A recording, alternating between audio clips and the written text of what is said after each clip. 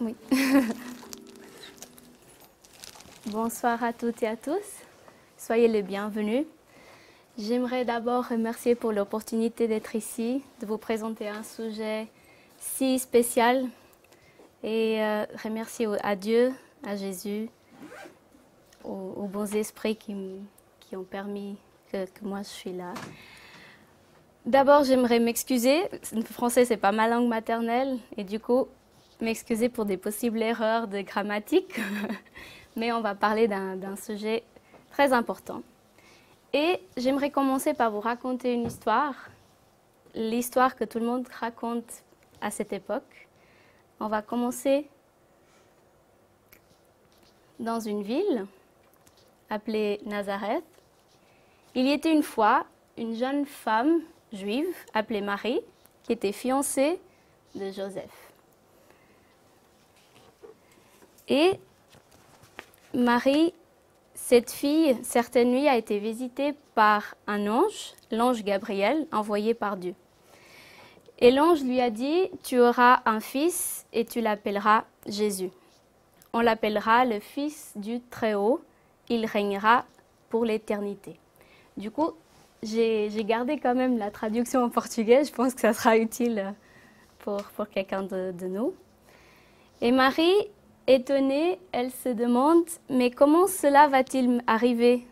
a demandé la jeune fille surprise. « Je n'ai jamais été avec un homme. » L'ange a dit à Marie que l'enfant serait le Fils de Dieu et il n'aurait pas de père humain.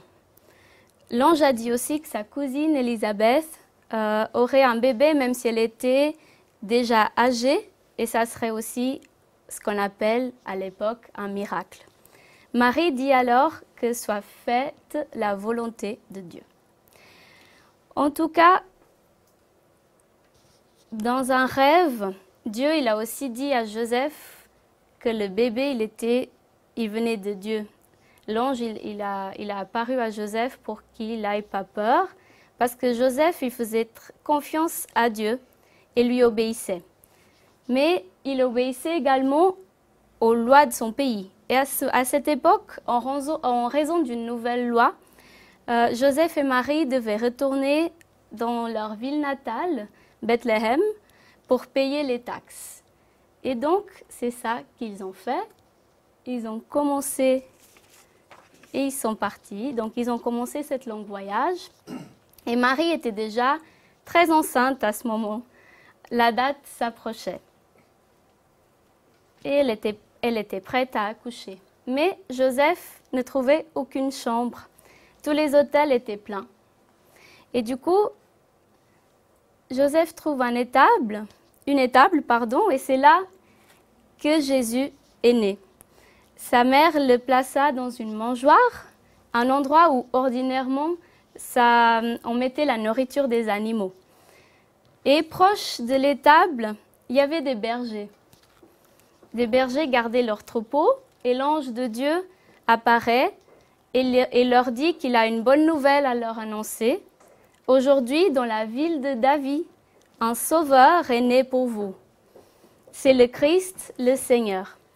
Vous trouverez l'enfant couché dans une mangeoire. Un peu plus tard, une étoile spéciale guidera les sages de l'Est à Jérusalem. Ils vont se demander où est le roi des Juifs qui vient de naître. Nous sommes venus l'adorer. Et du coup, à ce moment, le roi Hérode avait entendu parler des sages. Troublé et inquiet, il demande de lui dire lorsqu'ils auraient trouvé Jésus. Il dit « Je veux aller aussi l'adorer ». Mais on le sait très bien que Hérode mentait et son intention était de le tuer, de tuer Jésus. L'étoile guidera les sages jusqu'à la maison exacte où Marie et Joseph étaient avec Jésus. Ils se sont mis à genoux en adoration et ils ont donné des cadeaux. Et Dieu avait averti les sages de retourner chez eux en secret, sinon Hérode pouvait tuer le bébé. On connaît tous très bien cette histoire, j'imagine. Mais je me suis permise quand même de commencer comme ça pour qu'on se rappelle qu'est-ce que c'est Noël. Quelle est la signification de Noël pour nous? Alors, on le sait très bien que c'est la célébration de la naissance de Jésus. En plus, pour le spiritisme, c'est l'incarnation sur Terre d'un esprit supérieur qui est venu pour guider l'humanité. Si on prend le livre des esprits, la question 625, Allan Kardec il pose la question quel est le type le plus parfait que Dieu ait offert à l'homme pour lui servir de guide et de modèle? Et la réponse elle est très simple. Voyez Jésus. Jésus est pour l'homme le type de la perfection morale à laquelle peut prétendre l'humanité sur la terre. Dieu nous l'offre comme le plus parfait modèle et la doctrine qu'il a enseignée est la plus pure expression de sa loi parce qu'il était animé de l'Esprit divin et l'être le plus pur qui est paru sur la terre. C'est quelques-uns de ceux qui ont prétendu instruire l'homme dans la loi de Dieu l'ont quelquefois égaré par de faux principes, c'est pour s'être laissés dominer eux-mêmes par des sentiments trop terrestres et pour avoir confondu les lois qui régissent les conditions de la vie, de l'âme, avec celles qui régissent la vie du corps. Plusieurs ont donné comme loi divine ce qui n'était que des lois humaines, créées pour servir les passions et dominer les hommes. Et on sait, le spiritisme, il nous dit aussi que Jésus, c'est le gouverneur de la terre. Il a guidé tout depuis le début, depuis la formation de la planète, il était là, il était présent.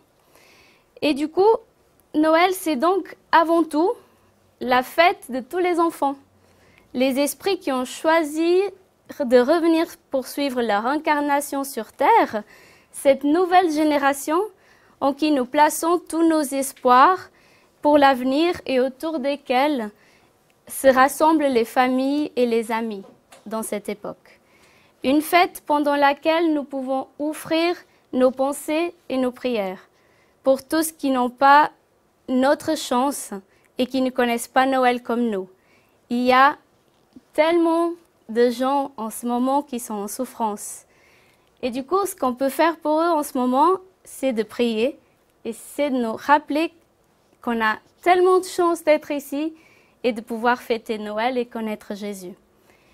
Et du coup, il y a un message très bel dans le livre Sources vives qui a été dit par Emmanuel, ce qu'on va lire ensemble. À l'heure où les légions angéliques se trouvaient auprès de la crèche pour annoncer le grand rénovateur, elles le firent sans violence. Gloire à Dieu dans l'univers divin, paix sur la terre, que tous les hommes soient emplis de bonne volonté. Lorsque le Père suprême légua une ère nouvelle de sécurité et de tranquillité au monde, il n'investit pas l'ambassadeur céleste du pouvoir de blesser ou détruire.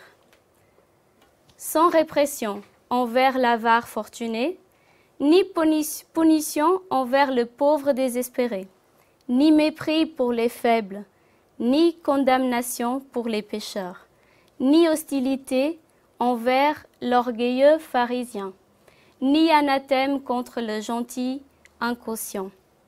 Il répandit le trésor divin, par les mains de Jésus au service de la bonne volonté.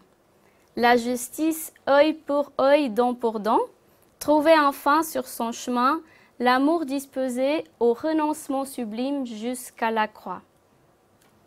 Surpris par la source de lumière qui surgissait de l'étable, les hommes et les animaux manifestèrent une indicible joie. À partir de ce moment inoubliable, la terre se renouvellerait. Le bourreau serait digne de pitié. L'ennemi se convertirait en frère égaré. Le criminel passerait à la condition de malade. À Rome, le peuple supprimerait progressivement la mise à mort dans les cirques. Dans Sidon, les esclaves cesseraient d'avoir les yeux crevés par la cruauté des seigneurs. À Jérusalem, les malades ne seraient plus relégués à l'abandon dans les vallées de l'immondice. Jésus a porté le message de la vraie fraternité et en le révélant, il passa victorieux du berceau fait de paille au gibet sanglant. Frère, toi qui entends à Noël les deux échos du cantique miraculeux des anges, rappelle-toi que le Maître est venu jusqu'à nous pour nous aimer les uns les autres. Noël, bonne nouvelle, bonne volonté. Étendons notre sympathie à tous et commençons réellement à vivre avec Jésus sous les splendeurs d'un jour nouveau. Ça, c'est un très bel message d'Emmanuel qui nous rappelle l'importance des choses qui vraiment méritent qu'on donne l'importance, la famille, les enfants, pas les choses matérielles. Et du coup, quelle est l'importance de la famille à Noël? Alors, la famille est la première institution sociale qu'on connaît qui doit assurer le bien-être de ses membres. Ça commence à partir de là. On a notre chère Claudia qui a son bébé et la grossesse, c'est un des moments les plus beaux et importants pour transmettre les messages de Jésus. Il va nous entendre, croyez-moi. La mère doit parler avec l'enfant, faire ses prières et essayer de les transmettre toute sa confiance et son amour.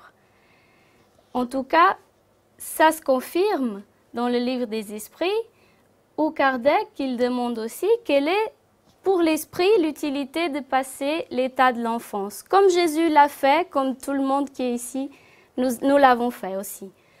L'esprit s'incarnant en vue de se perfectionner est plus accessible pendant ce temps aux impressions qu'il reçoit et qui peuvent aider à son avancement, auxquels doivent contribuer ceux qui sont chargés de son éducation. En tout cas, c'est pour ça aussi que nous avons des images comme ça. Les enfants, ils suivent l'exemple donné par les adultes autour. Donc, nous devons être l'exemple pour l'enfant. Nous devons montrer à l'enfant comment est-ce qu'on... La bonne volonté pour l'autre. On doit faire les prières avec. On doit donner vraiment la bonne image pour que l'enfant il soit un peu comme nous, fait à notre image et qu'on soit le guide et l'exemple comme Jésus devait être pour nous. Il y a aussi un message sur le livre Notre pain. Qu'est-ce que c'est Jésus pour l'homme? Pour servir, le Maître est descendu.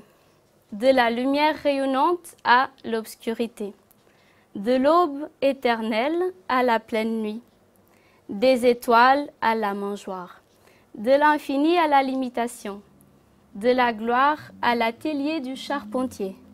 Il a passé toutes les étapes, de la grandeur à l'abnégation, de la divinité des anges à la misère des hommes, de la compagnie des génies sublimes à la vie parmi les pécheurs. De gouverneur du monde à serviteur de tous, de créditeur magnanime à esclave, de bienfaiteur à persécuté, de sauvé à délaissé, d'émissaire de l'amour à la victime de la haine, de rédempteur des siècles à prisonnier des ombres, de pasteur céleste à agneau opprimé, du trône de puissance à la croix du martyr, du Verbe sanctifiant au silence angoissant, d'avocat des êtres à accuser sans défense, des bras des amis au contact des voleurs, de donneur de la vie éternelle à condamner dans la vallée de la mort. Il s'est humilié et s'est éteint afin que l'homme s'élève et brille pour toujours. Ô Seigneur, qui n'as-tu pas fait pour nous, afin de nous apprendre le chemin de la glorieuse résurrection dans le royaume. Comme je vous ai dit, c'est écrit dans Notre pain. Et du coup, Jésus, il s'est sacrifié pour nous.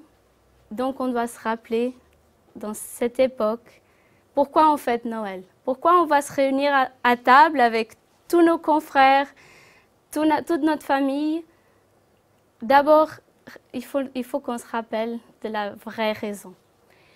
Et pour terminer cette petite présentation, je vous ai trouvé une vidéo que c'est en portugais, mais j'ai mis des sous-titres en français pour les francophones.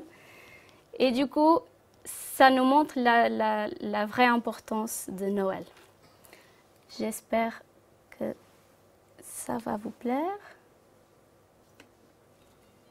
Dizem que Papai Noel mora no Polo Norte. Jesus não. Ele está em todo lugar. Dizem que Papai Noel anda num trenó. Jesus anda sobre as águas. Dizem que Papai Noel enche nossas meias com presentes. Jesus supre todas as necessidades. Dizem que Papai Noel desce pela chaminé. Mas minha casa não tem chaminé. Jesus fica na nossa porta. Bate, se abrimos, ele entrará. Nós temos que esperar numa fila para ver Papai Noel.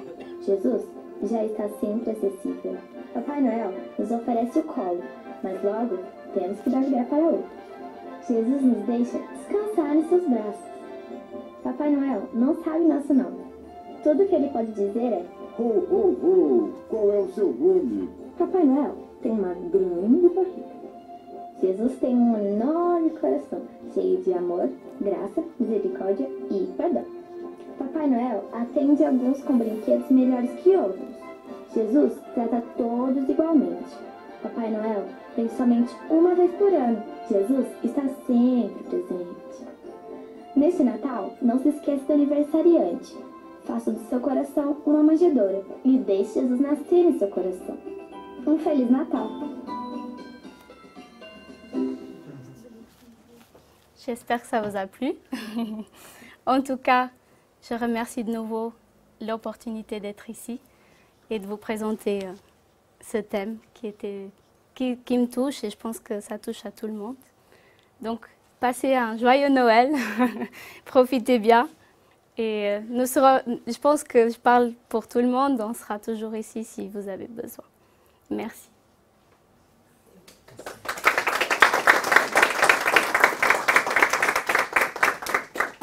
Je ne sais pas s'il y a des questions,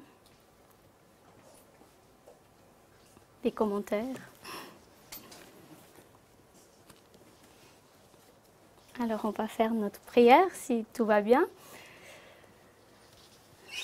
Seigneur Dieu, on te remercie infiniment de l'opportunité d'être ici. Parmi nos amis, notre famille,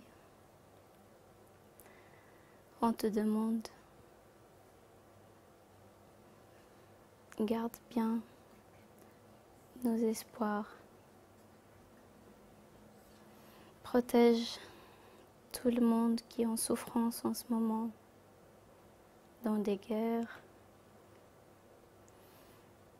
et quand nous te remercions Seigneur pour tout ce qu'on a, la nourriture, l'air qu'on respire, la journée, le soir. Merci infiniment pour toutes les bénédictions. Nous aimerions aussi remercier notre sœur Regina qui n'est pas ici avec nous ce Noël. C'est une époque que nous savons qui était très appréciée et nous sommes sûrs qu'elle sera ici avec nous et qu'elle nous guide. Nos pensées vont pour Regina. On te remercie vraiment ta présence dans notre vie